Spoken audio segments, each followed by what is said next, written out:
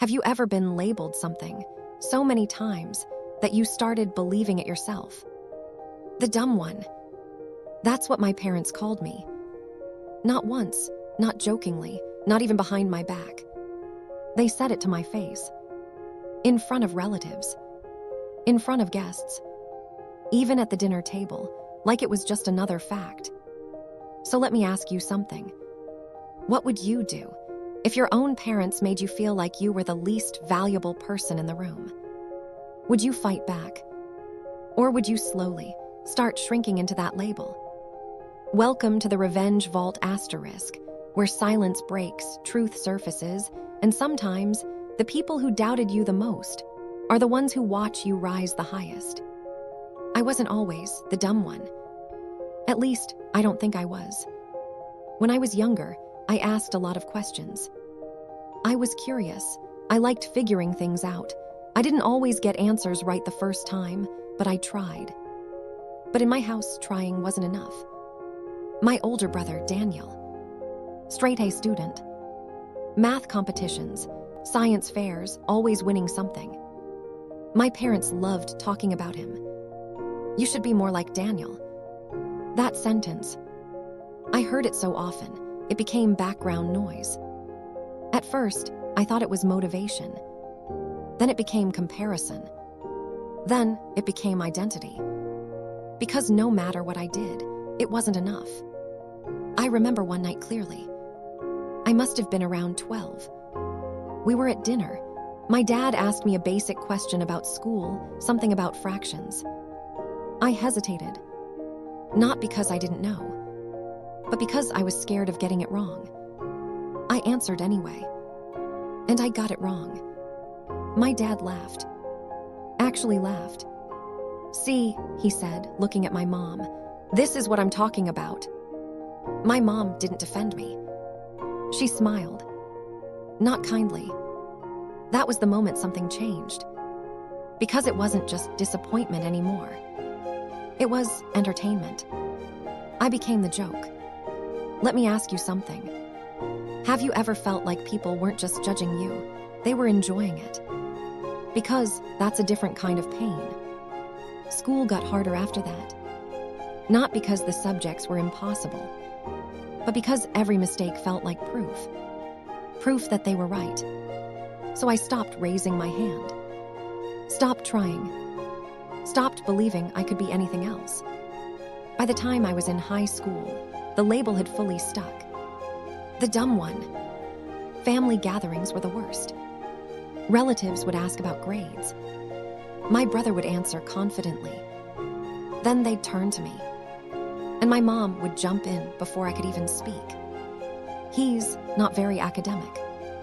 That polite version. Still hurt just as much.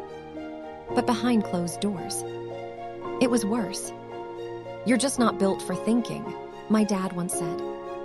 Imagine hearing that from the person who's supposed to believe in you the most. So tell me, how do you build confidence when the people who raised you are the ones tearing it down? I didn't. I adapted. I became quiet, observant, invisible. And maybe that's where everything started to change. Because while everyone was focused on what I couldn't do, no one noticed what I was doing. Watching. Learning. Differently. I wasn't good at school. That much was clear. But I was good at something else. I just didn't realize it yet. Computers. Not in the top of the class way. More like curiosity. I liked clicking things, breaking things, fixing them. Figuring out how systems worked. There was no pressure. No one watching. No one laughing. Just me and the screen. And for the first time in my life, I didn't feel stupid. But of course, that didn't matter at home. "You're wasting time," my dad would say. "Games won't make you successful." I wasn't even playing games. But explaining that, pointless, because they had already decided who I was. So let me ask you, have you ever discovered something you were good at but no one took it seriously. That's where I was. Alone, but slowly improving. By the time I was 17, I was building small things online. Basic websites, tiny projects, nothing big. But they worked. And more importantly, they made sense to me. I didn't tell my parents. Why would I? They wouldn't understand. Or worse, they'd mock it. So I kept it quiet. Graduation came. My brother got into a top university. Celebration. Pride. Photos everywhere. Me. Average grades. No big plan. Just uncertainty. My dad sat me down one evening. "You need to be realistic," he said. "You're not cut out for anything complicated." That sentence, it should have crushed me. But something strange happened. For the first time, I didn't fully believe him, because I had seen something they hadn't. Progress, small but real. So instead of following their path, I chose mine. Quietly, without approval, without support, and definitely without expectations. I didn't leave home dramatically. No big speech. No emotional goodbye. Just distance. Physical first, then emotional. I took small jobs. Nothing impressive, but enough to survive. And every free moment, I spent building, learning, failing, fixing, again, and again, and again. No applause, no validation, just progress.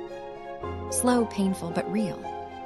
Let me ask you, could you keep going if no one believed in you? Because that's where most people quit. But I didn't. Not because I was strong, but because I had nothing else. Failure wasn't new to me. I had lived with it my whole life. So I kept going. Months turned into years. My skills improved. My projects got better. And then one day, something happened. A small project I built started getting attention. Not massive, but enough. People were using it, talking about it, sharing it. For the first time, something I created had value. And no one had told me it was worthless. That feeling was addictive. So I doubled down. More work, more risk, more belief.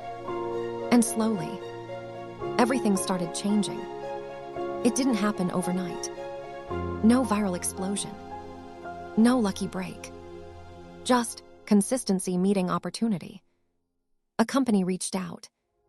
They wanted to buy what I had built. At first, I thought it was a joke. Then the offer came. And I stared at the number for a long time. Because it didn't make sense. $47 million. $47 million. Let that sink in. The kid who couldn't answer a simple math question was now being offered more money than my entire family had ever imagined. So let me ask you, backhand index pointing right, what would you do in that moment? Celebrate. Cry. Call the people who doubted you. I didn't do any of that. At least, not immediately. Because my first thought was simple. They were wrong. Not just about money. About me. I signed the deal. Quietly. Just like everything else I had done. But this time, the world noticed. News spread. Articles came out. And eventually, it reached my parents. I didn't rush back home. I took my time. Because this wasn't about proving a point anymore. It was about closure. When I finally visited, nothing had changed. Same house. Same table. Same people. But the energy. Different. They had heard. Of course they had. My dad opened the door. And for the first time in my life, He didn't have something to say immediately. Silence. That was new. We sat down. Awkward. Heavy. And then my mom spoke. We didn't know. I nodded. I know. Because they didn't. They never looked long enough to see. I reached into my bag, pulled out a copy of the deal. Not to brag, not to hurt them, but to show something simple. Truth. This is what I've been working on, I said. My dad looked at it, then at me, and I saw something I had never seen before. Not pride, not yet, but respect. Small, but real. And that was enough, because I didn't need revenge. I needed acknowledgement. And finally, I got it. So tell me, was this revenge or just proof? Do you think success is the best response to doubt?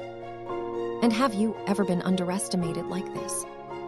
Drop your thoughts in the comments. I read every single one. And if this story hit you, if it reminded you of your own journey, make sure you like, share, and subscribe to the Revenge Vault.